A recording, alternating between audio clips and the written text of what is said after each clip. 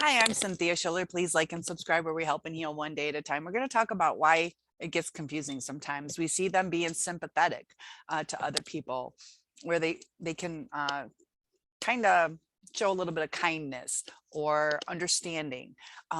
So we see them doing these things, and it's a lot of times sympathy is trying to be polite, realizing somebody's going through something, but you can't really connect with it. So you can't feel exactly what they're doing. So you don't exactly know what's the right thing to say. Just like, I don't know if I had a miscarriage. And you're not exactly knowing what I'm talking about. Or if you're a guy and I'm telling you I'm having, menstrual cramps or something, you're like, oh, she's cramping. And they just can't relate to it. But they're like, yeah, I can tell you're uncomfortable, or you're sad about losing a baby. But let's say they didn't process the same as I did, that I saw it as a baby. They see it as not a baby yet. So they're not connecting with the depth of emotion, but they could tell, something's going on with me. So they'll acknowledge it. Sorry for your loss. But it's not that like heartfelt, like, oh my gosh, I know exactly what you're talking about. And that's where the deep connection comes with somebody. That's what forms the love, is the connection, the true to become one. Um, uh, where you're understanding each other. And that's where it gets confusing, because they do show sympathy.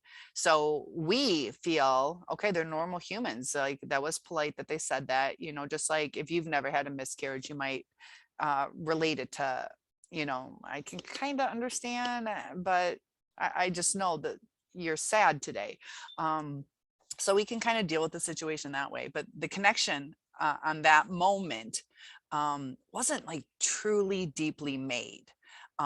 It was like politeness towards each other, and in empathy, um, the narcissist is unable to feel empathy. But we're thinking, we see the sympathetic side of them. So we know we have a sympathetic side. And when they're going through their lives, they don't think about how the other person is going to perceive certain things. They don't go past it because they've never had that relation to it. So they might just leave the house without telling us that they left.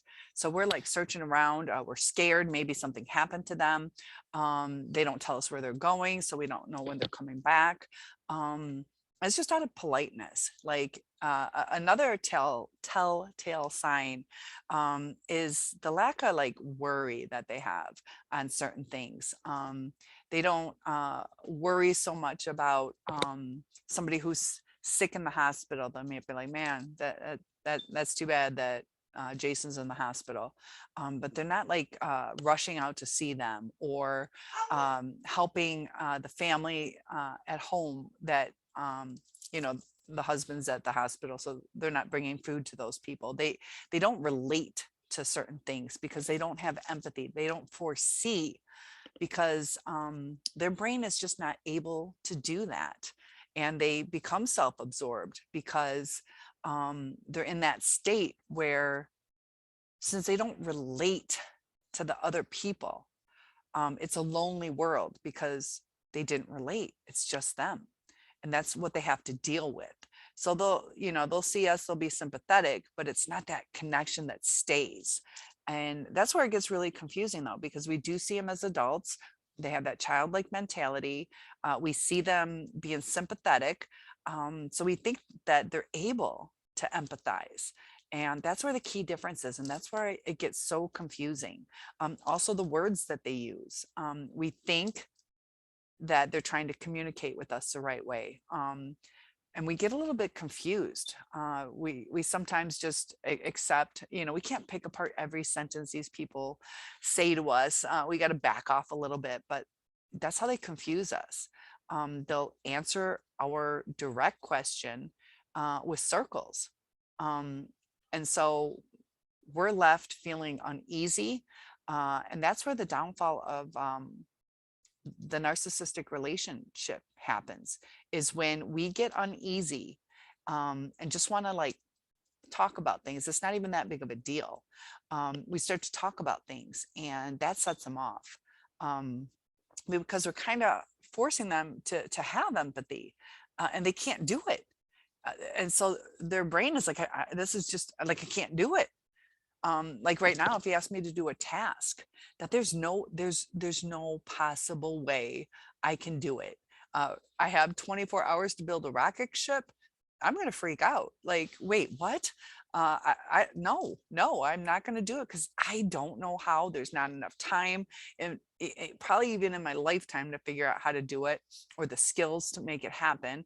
And the narcissist is going through these things like, whoa, you are putting way too much on me, because they're like a child, because they haven't formed one of those stages of growth.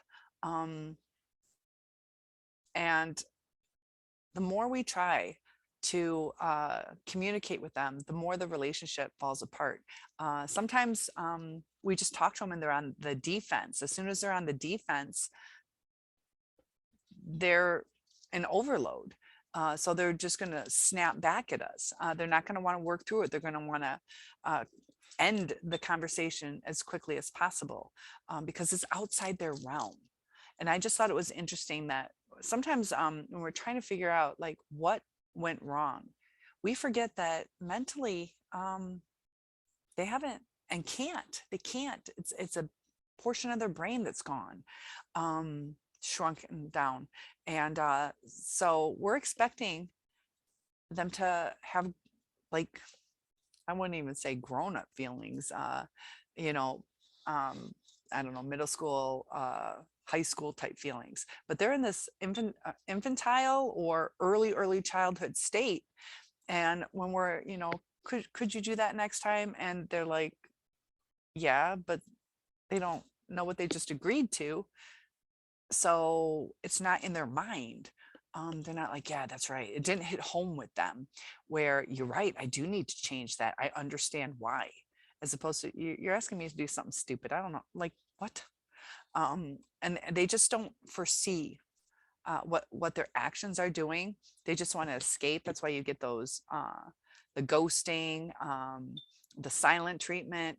It's just them escaping because it's just too overwhelming where they're like, I don't have that connection. And you're asking me to have something I don't have. You're asking me to do a chore that I can't accomplish.